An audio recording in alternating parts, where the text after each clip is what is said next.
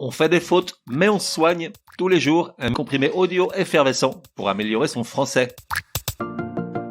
Comprimé numéro 21. L'accord du participe passé ou de l'adjectif avec le pronom on, on, sans faute tu feras. Alors, le pronom on est une belle saleté dans son genre, dans le sens où il indique une pluralité en désaccord total avec le verbe qui suit, puisque celui-ci s'accorde invariablement au singulier, concrètement à la troisième personne. Et qu'en est-il du participe passé ou de l'adjectif qui suit le verbe ? Singulier ou pluriel ? Ça dépend, bien entendu. Et ça dépend de quoi ? En gros, de notre connaissance du référent. Et le référent, c'est quoi ? Le référent est ce à quoi se réfère le pronom on, deux cas. Si le référent est déterminé, c'est-à-dire s'il désigne des personnes ou des groupes de personnes bien identifiés, alors l'adjectif ou le participe passé qui s'y rattache est toujours accordé en genre et en nombre.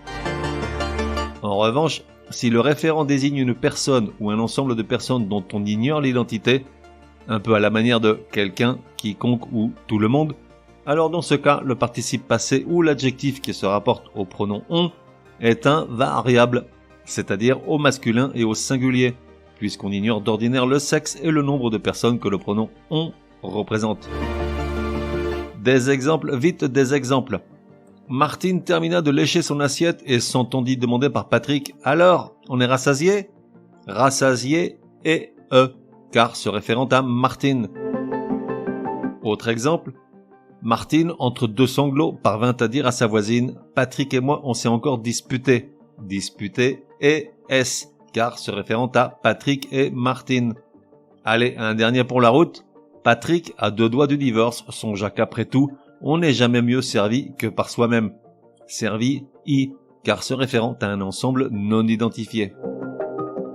Une astuce en cas de doute et surtout à l'écrit.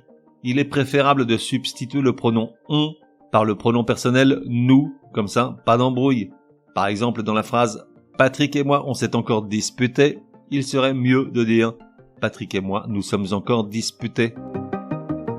Quant à quel adjectif possessif on doit utiliser avec le pronom on, il est plus convenable d'utiliser son, ça ou c'est, même si dans l'usage familier, l'adjectif possessif notre ou nos est plus que toléré. Exemple, il serait mieux de dire « On rédige ses courriers à l'ordinateur » plutôt que « On rédige nos courriers à l'ordinateur ». Résumé du comprimé numéro 21. Pour que ça rentre, comment accorder le participe passé ou l'adjectif avec le pronom on, singulier ou pluriel?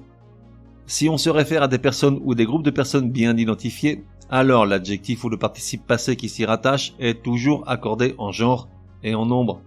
Exemple, Martine et moi, on est fâchés à mort. Fâchés et S, car on se réfère à Patrick et Martine. Au contraire, si on désigne une personne ou un ensemble de personnes dont on ignore l'identité, alors le participe passé ou l'adjectif est invariable, masculin singulier. Exemple, en France, on est sujet à la flagellation. Sujet, T. On fait des fautes, mais on se soigne, te donne rendez-vous demain pour un nouveau comprimé super fastoche. N'oublie pas de t'abonner au podcast pour ne laisser passer aucun comprimé. Et si tu es de bonne humeur, merci de laisser un chouette commentaire. Certaines applis de podcast le permettent.